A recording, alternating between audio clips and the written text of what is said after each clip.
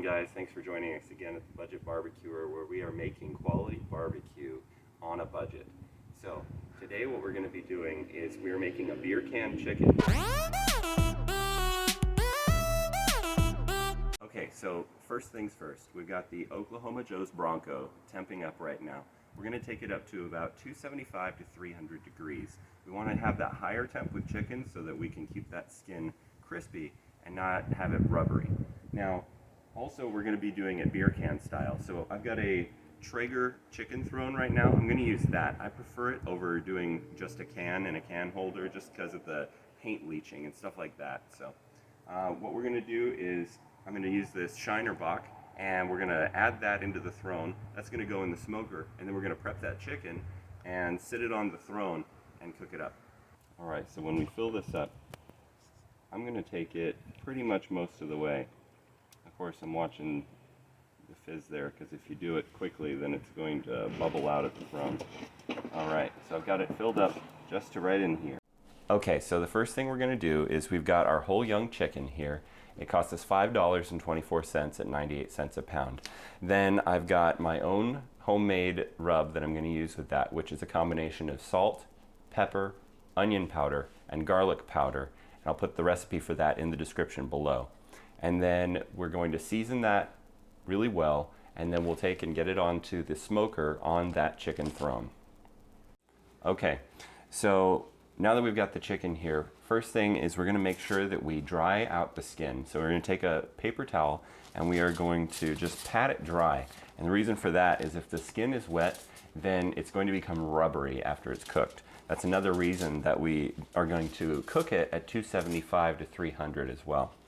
So once we're satisfied with that, then we're going to go ahead and start seasoning it. I'm going to take some olive oil and I'm going to drizzle a little bit. I'm going to coat the chicken in the olive oil, and that's going to not only help the seasoning to adhere to it, but it's also going to help with that crisping process with the skin. We're just going to rub that in. And we'll season that.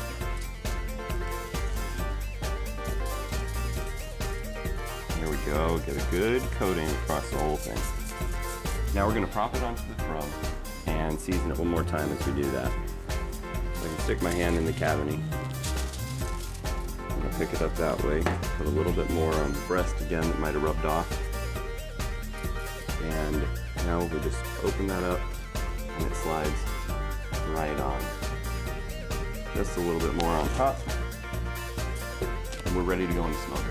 Now we're just going to go ahead and take the chicken.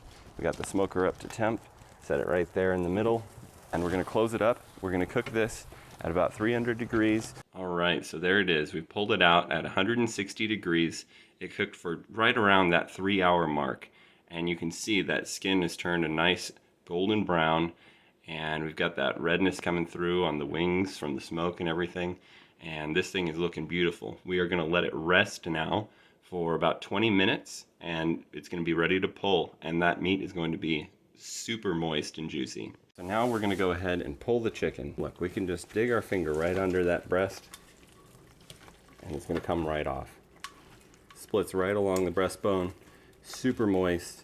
This thing cooked up right up to the point of being safe to eat, but we didn't overcook it so that it didn't dry out. You can see, when that breast just comes right off clean, you know you cooked it right.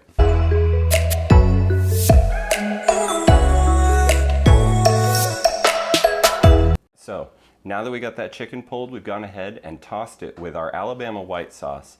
And I've plated it over here with crescent rolls and also a Caesar side salad.